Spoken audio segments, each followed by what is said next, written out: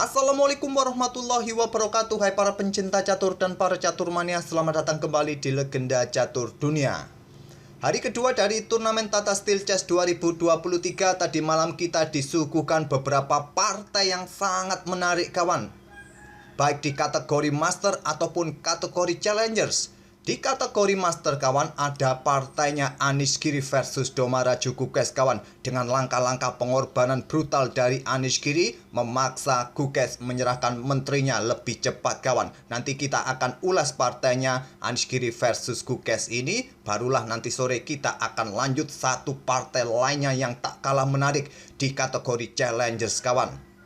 Sama seperti kemarin kawan, kategori Master ini hanya ada dua partai menang kalah. Partainya Anish Giri versus Domaraju Gukes, di mana Gukes dua kali mengalami kekalahan di awal turnamen ini kawan. Dan satu partai lainnya akhirnya Magnus Carlsen memetik poin sempurna atas Vincent Kemmer dalam permainan endgame benteng versus benteng kawan, dengan keunggulan dua pion oleh Magnus Carlsen dengan diagram terakhirnya seperti itu. Sedangkan di kategori Challengers kawan, ada tiga partai menang kalah, yaitu partainya ini kawan. Pertama dari permainan Ramesh Babu Faisali. Sepertinya ini adalah saudara dari Ramesh Babu Pragnananda. Kalau dilihat dari nama depannya kawan, Ramesh Babu, dia adalah pecatur wanita kawan bergelar International Master, mengalahkan Grandmaster asal Jerman Alexander Dochenko. Dan partai yang lain yaitu Aminta Batabai, ini menang atas Grandmaster asal Slovakia yang kemarin juga dikalahkan oleh Max Warmerdam. Di partai ini kawan, sebetulnya di awal pembukaan sangat dini, di mana Aminta Batabai sempat melakukan langkah blunder yang sangat fatal kawan. Sangat dini di langkah kelima dia sudah kehilangan satu perwiranya kawan dalam permainan King's Gambit. Permainannya cukup menarik, tapi akhirnya bisa membalikkan keadaan saat Gergus Pekak ini melakukan langkah blunder. Dan satu partai yang tak kalah menariknya adalah partai antara International Master Elin Roberts. Ini adalah pecatur wanita asal Belanda menghadapi Grandmaster juga asal Belanda kawan. Dengan tak kalah menariknya sebuah langkah pengorbanan menteri. Nanti sore barulah kita akan ulas game pengorbanan menteri dari International Master wanita Belanda ini kawan. Terlebih dahulu sekarang kita akan coba lihat permainannya Giri versus Domaraju Gukes di babak kedua, di mana Giri pegang putih bermain mengawali dengan pion D4, dan seperti biasa kuda F6 balas Domaraju Gukes pion C4, pion E6, dan Anish Giri memilih kuda F3 permainan anti Nimzo Indian. Sama seperti Domaraju Gukes kemarin kawan memilih permainan ini saat menghadapi Ding Liren. Pion D5 dipilih oleh Domaraju Gukes, memilih variasi utama jalur utama kawan. Jika kemarin Ding Liren memilih jalur pion B6 kawan, pilihan nomor 2. Kemudian di sini pion G3 dipilih oleh Domaraju Gukes kemarin. Gajah keluar ke peta A6, pressure pion C4, pion B3 dimainkan Gukes kemarin kawan. Dan gajah gelap langsung melakukan serangan, blokade oleh gajah D2, menantang pertukaran, ditolak gajah G2, rokade di langkah berikutnya. Barulah Ding Liren di langkah ke-8-nya mulai bermain dengan pion pusat, pion D5-nya. Tapi di sini langsung bermain dengan pion D5-nya di langkah ketiga, jalur utama dari permainan kuda F3 anti Nimzo Indian. Kuda C3, dan permainan berubah lagi kawan ke bentuk permainan Ragozin Defense dari Domaraju Gukes. Di sini langkah utamanya bisa dengan gajah G5 kawan, atau pilihan 2 pertukaran dengan pion C pukul pion D5 yang biasanya akan berlanjut seperti ini, akan diambil balik menggunakan pion E agar tetap mendapatkan kontrol di peta pusat dengan pion D-nya kawan. Barulah gajah G5 dan dilanjut dengan langkah pengembangan kuda B berkembang ke D7 oleh hitam, pion E3, dan di sini pion C5 bisa dilanjutkan oleh hitam kawan. Itulah jalur bila pertukaran dipilih oleh putih di posisi ini. Ataupun nomor 3 kawan, dengan pion E3 yang biasa akan berlanjut dengan langkah rokade langsung mengamankan raja. Gajah berkembang ke peta D3, dan di sini pion C5 counter attack kawan. Rokade dilakukan oleh putih dan kuda berkembang ke peta C6. Inilah settingan jika bermain dengan pion E3 kawan. Dan satu variasi yang lain yang juga sering dimainkan oleh putih dengan menteri A4 ini adalah variasi Alekin. Melakukan skak kawan, ini memaksa kuda untuk blokade di petak C6 sekaligus untuk melindungi gajah dari ancaman menteri. Tujuannya menteri keluar ke petak A4 ini agar hitam tidak melakukan counter attack dengan pion C5-nya ke depan kawan. Dan berlanjut seperti ini biasanya kawan, pion E3 baru akan dimainkan rokade oleh hitam, gajah berkembang ke petak D2 untuk blokade pimpinan dari gajah. Mungkin baru di sini pion D pukul pion C4 diambil balik oleh gajah, bisa berlanjut seperti ini dengan variasi Alekin menteri ke petak A4. Tapi Anies Giri memilih jalur utama kawan dengan gajah G5. Pion H6, jalur utama semua kawan dan langsung melakukan pertukaran diambil balik oleh menteri. Kenapa gajah ini tidak dipertahankan saja dalam posisi seperti ini? Jalur utamanya adalah pertukaran gajah sikat kuda kawan. Tapi kalau kalian tetap mempertahankan pimpinan terhadap kuda F6 ini, hitam akan ambil pion C4 kawan. Setelah pion E3, putih sulit untuk mendapatkan pion ini kawan karena pion B5. Kalaupun ada pion A4 kawan, untuk mencoba merusak struktur pion hitam ini ada pion C6 bisa dimainkan oleh hitam. Beda lagi kawan dalam permainan Katalan di mana gajah terang putih sudah berada di diagonal ini sangat sulit untuk bermain dengan pion C6. Tapi sekarang tidak ada gajah terang, tentu hitam masih bisa mempertahankan konstruksi pion di sayap menteri ini. Barulah mungkin di sini gajah akan sikat kuda, tapi sudah terlambat kawan. Hitam mempunyai pion yang solid di sayap menteri. Itulah kenapa pada posisi ini hitam tidak diberikan kesempatan tempo oleh Anies Giri untuk mempertahankan petak C4 jika nanti terjadi pertukaran. Langsung menukarkan gajah gelapnya sikat kuda F6 diambil balik oleh menteri. Barulah pion E3 kawan membuka akses gajah untuk backup petak C4. Rokade sekarang oleh Domara Jugukes dan di sini benteng C1. Pion D pukul pion C4 diambil balik oleh gajah. Selanjutnya pion C5 kawan dan di sini rokade oleh Anies Giri. Sampai langkah ke-10 ini kawan, pilihan para pemain adalah langkah-langkah utama semua, jalur utama dalam permainan Ragozin Defense. Dan di sini Domara Jugukes melanjutkan pion C pukul pion D4 dan tidak langsung diambil balik dengan kuda kawan, memilih dengan langkah kuda E4 terlebih dahulu untuk ancam menteri. Biasanya kalau ambil pion yang ada di petak D4 kawan, jalur ini merupakan jalur yang kebanyakan remis kawan. Nanti akan diikuti dengan langkah gajah pengembangan ke petak D7, menteri B3 kawan, dan di sini kuda C6 untuk backup gajahnya atau menantang pertukaran kuda. Kuda pukul kuda, gajah gelap ambil kuda C3, diambil balik oleh benteng, gajah ambil kuda kawan, dan kebanyakan di sini bisa remis kawan dengan langkah-langkah berurang seperti ini. Gajah B5, gajah bergerak ke petak D5 dan bolak-balik terus seperti ini bisa berakhir remis. Tapi terlebih dahulu di sini tidak ambil pion D4, memilih untuk ancam menteri kawan. Kuda E4, menteri mundur ke E7. Kalau kalian mencoba bergeser ke petak G6, jarang yang bermain dengan langkah menteri ke petak G6 ini kawan. Kalau bermain seperti ini ya masih bisa diantisipasi untuk menjaga kuda menteri ambil pion D4 ataupun gajah D3. Tak ada masalah bagi putih kawan. Tapi memilih langkah utama menteri mundur ke E7 dan sekarang pion A3, gajah mundur kawan, tidak dikejar lagi dengan pion B4, memilih pion E pukul pion D4. Cukup aneh kawan, tidak mengambilnya dengan kuda ataupun menteri. Kalau mengambil dengan menteri kawan, maka memberikan kesempatan benteng keluar nanti ke lajur D kawan, ancam menteri. Kemungkinan menteri akan digeser ke petak C5 menantang pertukaran. Hitam mungkin akan sedikit menunda dengan pengembangan kuda C6 kawan, atau langsung menukarkan menterinya tadi. Atau jika diambil dengan kuda, tetap ancamannya sama benteng D8 atau memilih pengembangan gajah D7 terlebih dahulu kawan. Itulah yang akan terjadi. Tapi di sini tadi Anies Giri membuat langkah yang sedikit aneh bagi kita. Dia menciptakan pion terpisah di lajur D kawan. Sedangkan hitam pionnya masih cukup solid, apalagi mempunyai kekuatan sepasang gajah. Cuma masalahnya jika kalian sangat jeli di sini, dia punya masalah untuk pengembangan kuda ataupun gajahnya kawan di sini.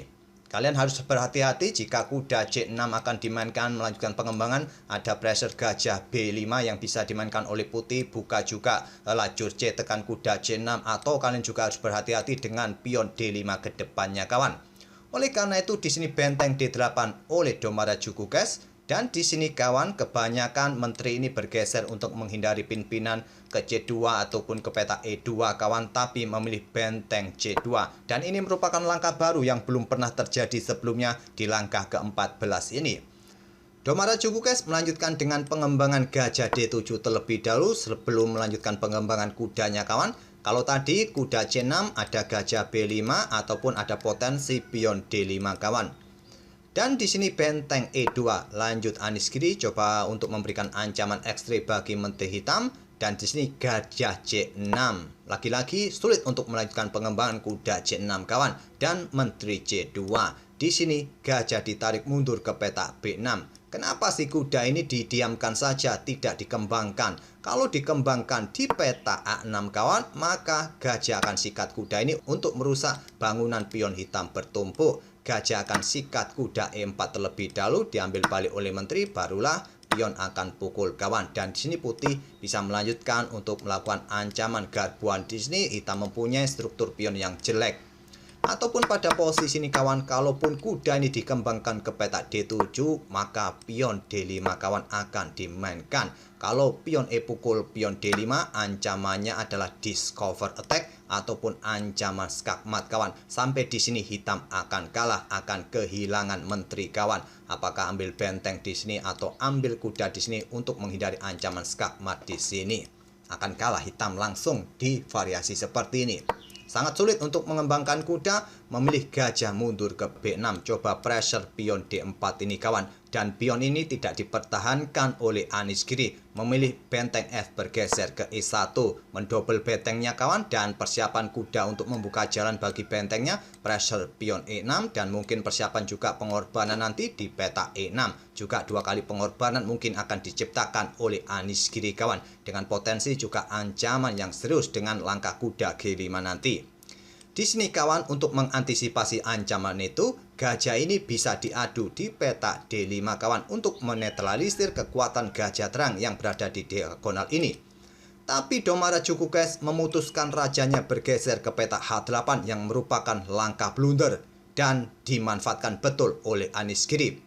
Seperti biasa, saya berikan kesempatan bagi kawan-kawan untuk menebak langkah brilian. Langkah yang bisa dimanfaatkan oleh putih, memanfaatkan langkah blunder H8 ini kawan.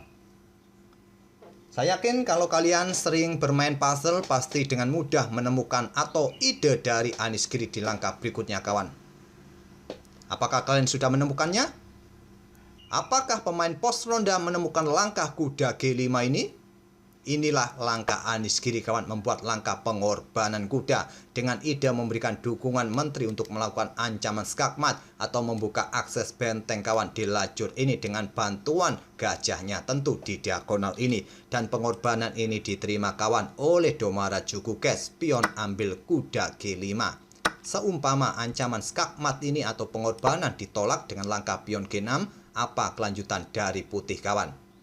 Benteng akan dikorbankan kawan, ambil pion E6. Dan tidak ada cara yang lebih baik mengambilnya dengan pion F. Dan kemudian apa kelanjutannya kawan? Kelanjutannya benteng juga akan tetap diluncurkan untuk ganggu menteri ini kawan. Dan di sini Stockfish menyarankan ambil benteng mengorbankan menteri. Seumpama digeser ke lajur F kawan, maka di sini menteri akan ambil pion yang ada di peta G6 dan ancaman skakmat 1 langkah di sini. Kalaupun di sini pion akan ambil kuda ini kawan, masih bisa diambil balik dengan kuda ataupun juga melakukan skak terlebih dahulu, memaksa raja bergeser ke peta atau ke lajur G kawan, dan benteng bisa ke peta ini discover ataupun double check open skakmat. Ataupun memilih langkah yang lain kawan, silahkan kalian otak-atik dalam posisi yang sangat buruk dengan variasi seperti ini. Apabila di posisi ini bermain dengan pion G6, memilih melanjutkan untuk ambil pengorbanan kuda G5, pion H pukul kuda G5. Dan idenya masih tetap sama kawan, seperti alternatif yang saya tunjukkan. Benteng dikorbankan kembali oleh Aniskiri, ambil pion E6, diambil balik oleh pion F sekarang. Dan benteng sekali lagi diluncurkan kawan, dan memaksa menteri ambil benteng E6. Kenapa tidak dipertahankan kawan? Menteri ini bergeser saja untuk menghindari potensi menteri yang bisa bergerak kawan. Ya, giliran kuda untuk melangkah ambil pion G5, ancaman skakmat kawan. Kalau menteri mundur ke peta G8, menteri akan ke peta G6 dan memberikan ancaman skak di sini, dan beberapa langkah berikutnya tetap skakmat, sudah tidak bisa terhindarkan lagi. Terpaksa Domara Jukukes ambil benteng, dia kehilangan menteri kawan. Gajah ambil balik menteri hitam E6, dan di sini gajah sikat kuda kawan untuk memberikan tempat bagi kudanya nanti bisa berkembang mengkoneksikan kedua benteng. Dan di sini tidak langsung diambil balik karena nanti kudanya berkembang, bentengnya siap berkoneksi, sulit untuk melakukan atau melawan sepasang benteng. Tapi memberikan ancaman skakmat dengan menteri F5, ancaman skakmat di sini kawan. Dan dilanjut dengan gajah E4 dikorbankan taktik defleksi. Seumpama bergerak ke petak H5 kawan, maka di sini menteri akan ambil pion G5, ancam gajah, ancam benteng. Oleh karena itulah di sini gajah dikorbankan untuk mendefleksikan posisi menteri. Menteri ambil gajah E4, menteri ambil gajah, benteng ambil pion D4 kawan, ancam menteri juga potensi ancaman skakmat. Di sini menteri bergeser ke F3 menjaga petak D1 juga tetap potensinya ancaman skakmat di sini kawan, atau juga bisa melakukan ancaman di sini nanti. Pion G4 dikorbankan, kalau disikat oleh gajah kawan, kuda akan berkembang, benteng satunya akan siap keluar. Menteri bergerak ke peta F8 oleh Anies Giri memaksa raja bergerak ke H7, gajah F5 skak terlebih dahulu kawan. Di sini raja bergerak ke peta H6 dan selanjutnya gajah J2. Di langkah ke-27 ini Domara Jukukes menyerah. Gajah bertujuan jelas kontrol petak D1, menteri juga mengawasi baris belakang ini kawan, atau persiapan juga untuk mencoba mengejar raja. Raja bergerak ke petak G5 ambil pion dan dikejar-kejar terus. Saya rasa tak perlu kita lanjutkan lagi kawan, sampai di sini sangat sulit untuk melanjutkan pengembangan kuda. Ya kalau kuda ini berkembang kawan, kemungkinan nanti menteri bisa ke petak F5 langsung ambil benteng pun masih bisa atau memungkinkan bagi putih, dan putih akan tetap menang kawan. Ataupun jika kalian ingin mengancam gajah agar meninggalkan kontrol petak D1, bahaya kawan, menteri bisa melakukan skak dan benteng bisa jatuh. Saya rasa tak perlu kita lanjutkan lagi kawan. Di posisi ini hitam juga sulit untuk melakukan pergerakan dengan para perwiranya. Konsolidasi menteri serta gajah, dan di langkah berikutnya kalau mungkin juga putih akan mengamankan raja untuk membuka ruang dengan mendorong beberapa pionnya ini membuka ruang bagi rajanya kawan. Jadi sudah tidak ada kesempatan untuk melakukan counter attack. Oke, itulah kawan permainan yang cukup menakjubkan dari Anies Giri berhadapan dengan Domara Jukukes dengan langkah pengorbanan kuda diikuti benteng yang memaksa Domara Jukukes menyerahkan menterinya lebih cepat agar tidak terkena skakmat. Semoga permainan brutal dari Anies Giri tadi memberikan hiburan bagi kawan-kawan, bagi teman-teman pos ronda ataupun warung kopi untuk menikmati hari Senin ini kawan. Nanti sore kita akan lanjutkan lagi permainan brutal lainnya kawan dengan langkah pengorbanan menteri, dan kita akan bertemu di video-video berikutnya. Terima kasih. Wassalamualaikum warahmatullahi wabarakatuh.